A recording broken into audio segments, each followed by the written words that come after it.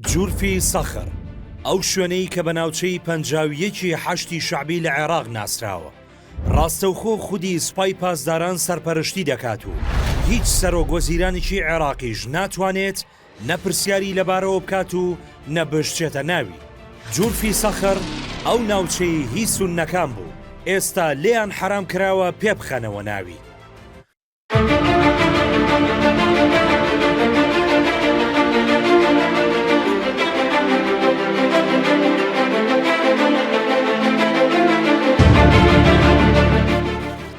جورفی سەخر خاچی سوننەکانە و لە سوننەکان قەدەغێ. شیعەکان ناوچەکە دەپارێزن و بە شوێنێکی گرنگ و هەستیاری دەزانن و بەردەوام چاودێری دەکەن.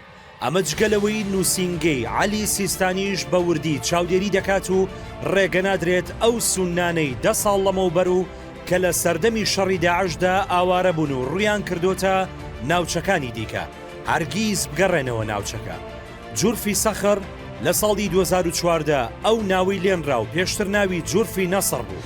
ناحیەیەکی بچووکە و دەکەوێتە باشووری ڕۆژاوای پارێزگای بەغدا و لە ڕووی ئیداریەوە سەر بە پارێزگای بابلە. نزیکەی 80 کیلۆمەتر لە فەلوجەوە دوورە. لە ساڵی 2014 و لە کاتی هێرشی داعش بەر لەوەی چۆڵ بکرێت ژمارەی دانیشتوانەکەی نزیکەی 100 بۆ 120,000 کەس دەبوو. زۆرینەی ڕەهای دانیشتوانی سوننە بوون و لە عاشیرەتی ئەلجەنابی بوون. جورفی سەخر لە سەردەمی سەدامیشدا یەکێک بوو لە شوێنە استراتیژەکان. بەردەوام چەکە قورس و گرنگەکانی ڕژێم و کۆگا گەورەکانی سوپای عێراق لەوێ بوون. هەر بۆیەش لە کاتی پرۆسەی ئازادی عێراقیش بەشێک لە قورسترین شەڕەکانی هاوپەیمانان لەوێ ڕوویاندا. دواتر کە دەست بەسەر ناوچەکەدا گیرا تاوەکو 2007 ئارامی بەخۆیەوە نەبینی و بەردەوام بەشێکی بەدەست خەڵکەوە بوو، کرابووە بازگەی نایەسایی و کوشتن و بڕین لەو پەڕیدا بوو. لە کاتی هێرشی داعش لە سەرەتای 2014 ناوچەکە کەوتە دەست داعش. نیوەی دانیشتوانەکەی و بە نزیکەی 50,000 کەس ئاوارە بوون. بەڵام 24 ئۆکتۆبەر سوپای عێراق و هێزەکانی خۆبەخشی ئەو کاتەی عێراق لە شەڕێکی قورس توانیان لە ژێر دەستی داعش دەری بهێن و لەو کاتەش نزیکەی 10,000 کەسی دیکە لەگەڵ داعش ڕۆیشتن و ئاوارە بوون. لە دوای ئازادکردنی لە 29 ئۆکتۆبەر پارێزگاری بابل بڕیاریدا سەرجەم دانیشتوانەکەی کە زۆربەی جووتیار بوون ناوچەکە جێبهێڵن بە بیانووی ئەوەی ناوچەکە هەزاران بۆمب و چەکی پاژماوەی داعشی لێ. بۆیە ئەو بە شەکەمەی خەڵک کە لەوێ مابوونەوە ئەوانیش ڕاگوێزران بۆ ناوچەکانی دیکەی سوننە نشین. دواتریش سنووری ناحەکە بەڕووبەری 283 کیلۆمەتر چۆڵ کراو. هێزەکانی سوپای عێراق و دواتریش حەشتی شعبی لێ جێگیر کرا. دوایەوە هیچ کەس نەیتوانی بگەڕێتەوە بۆ ئەو ناوچەیە و بە تەواوی کەوتە دەستی هێزەکانی شیعە. لە ئێستادا سنوورەکان ناوچەیەکی پارێزراوی شیعەکانە و وەک شوێنێکی گرنگ بۆ سیاسەتەکانی خۆیان سەیری دەکەن.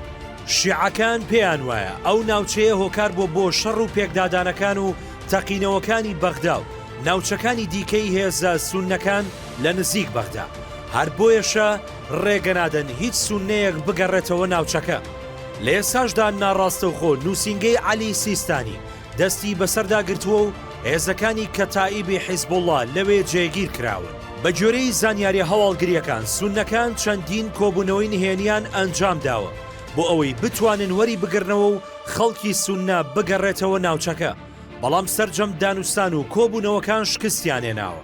هاوکات چەند ساڵێک پێشێستا خەمیس خەنجەر گوتی جژنی قوربان لە جورفی سەخر دەکەین. من عاليا الجهود الكبيرة التي بذلها الشيخ خميس الخنجر ونشكره على ما قدمه. بەڵام زیاتر لە 7 ساڵ تێپەڕیوە و هێشتا ئەو نوێژە لەوێ نەکراوە و ڕێگەش نادەن بکرێت. بە جۆرەی زانیارە تایبەتەکان ساڵێک پێشێستا فالح فەیاز سەرۆکی دەستەی گشتی حەشتی شعبی بە ئیڤان فایق وەزیری کۆچ و کۆچبەرانی عێراق لە پشکی بزوتنەوەی بابلیۆنی ڕێیانکلدانی گوتووە بە هەوڵ بدەین سەرجەم ئاوارەکانی سوننە بگەڕێنەوە جورفی سەخر. ئەوانەی تۆمەتی داعش و بەعسییان هەیە زیندانی یان دەربکرێن و ئەوانی دیکە بگەڕێنەوە. بەڵام ئیڤان نەیتوانی دەست بۆ کەیسەکە ببات و هەڵمەتێکی چڕی میدیایی لەلایەن هێزە شیعەکانەوە بە لێدان و خیانەت و دەزوەردان لە کاروباری حکوومەتدا دژی بەڕێوە چوو. دواتریش دەرکەوت کوڕەکەی عەلی سیستانی لە پشت ئەو هەڵمەتەوە بووە کە نایەوێت هیچ کەس و لایەنێک بیر لەوە بکاتەوە کە ئاوارەکان بگەڕێنێتەوە ئەو ناوچەیە نەگەر ڕێگە نەدراوە هێزەکانی سوپای عێراق بەڵکو و تەنانەت حەیدەر عەبادی و مستەفا کازمی و محەممەد شیع سوودانیش وەک سەرۆگۆزیرانی عێراق نەقسەی لەبارەوە بکەن و نەسەردانیشی بکەن. بەشێک لە سەرچاوەکان ئاماژە بۆ دەکەن کە شارۆچکەی جورفی سەغر بۆتە ناوچەیەکی نهێنی شیعەکانی عێراق بۆیە ڕێگە نادرێت هیچ کەسێک بچێتە ناوی و ئاسایشێکی بەهێزی هەیە. ماوەی 7 ساڵیشە کەس نازانێت چی لەو ناوچەیە دەگوزارێت و مەبەستی ڕێگریکردن لە گەڕانەوەی دانیشتوانەکەی چییە.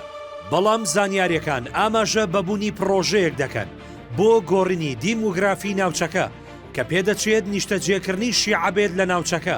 سەرڕای هەموو بەڵێنەکانی حکوومەت بۆ چارەسەرکردنی قەیرانی ئەم شارە، بەڵام هێشتا بەڵێن و هیچ چارەسەرێک لە ئارادانیە. ناوچەی جورفی سەغر لە ئێسادا بۆتە پێگەیەکی گرنگی هێزە شیعەکان. زانیاریەکان باز لەوە دەکەن کە ناوچەکە پڕە لە کەمپ و بنکەی سەربازی و تەنانەت کۆگای گەورەی چەکیش بوونی هەیە. بۆیەش ئەمریکا لە وەڵامدانەوەی بە ئامانجگرتنی بەرژەوەندیەکانیان لە عێراق بەردەوام جورفی سەغر بە ئامانج دەگرێت، چونکە ئەمریکا دەزانێت کە تائیبی حیزبوڵڵا بە جبەخانەیەکی گەورەی سەربازیەوە کۆنتڕۆڵی ناوچەکەی لەدەستدایە.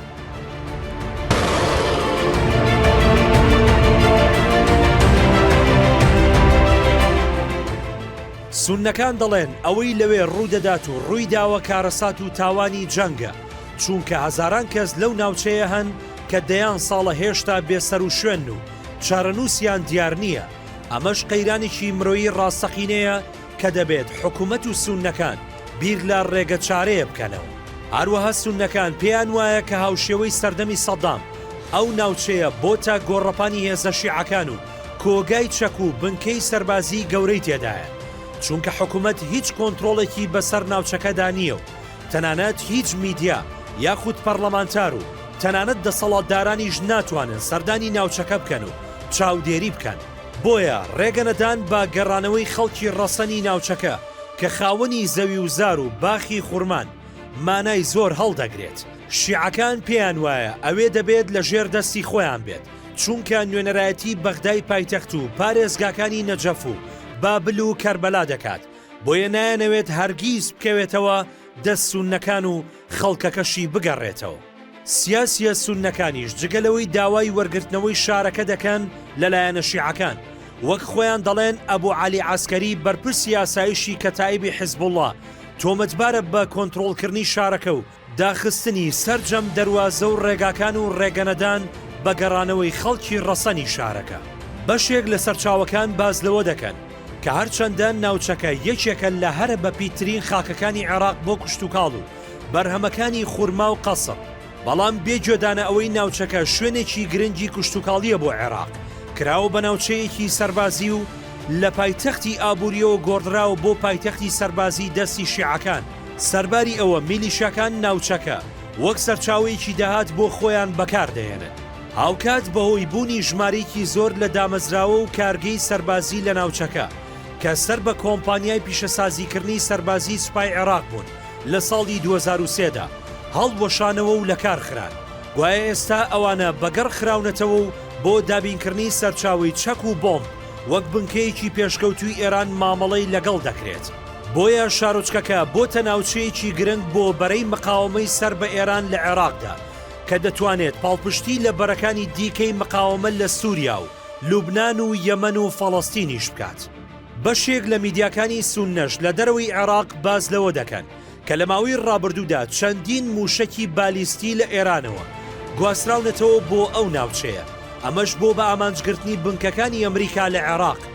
زانیاریەکانیش ئەویان ئاشکرا کردووە کە ئەو موشەکانی ئێران کە لە جورفی سەغر هەڵگیراون بریتین لە زلزال و فتح و زولفەقار کە مەودای 200 بۆ 700 کیلۆمەتر دەبڕن و لە دامەزراوە گرنگەکانی جورفی سەغر هەڵگیراون. لە ئێستاشدا خودی سوپای پاسداران ناوچەکە دەپارێزن و لەو ناوچەیە خۆیان سەرپەرشتی ئۆپراسیۆن و جم و جۆڵەکانی بەرەی بەرگری سەر بە وڵاتەکەیان دەکەن. هەر لەبەرەوەشە کە نەڕێگە دەدرێت دانیشتوانەکەی بۆی بگەڕێنەوە و نە حکوومەتیش دەتوانێت کۆنتڕۆڵی بەسەریدا هەبێت.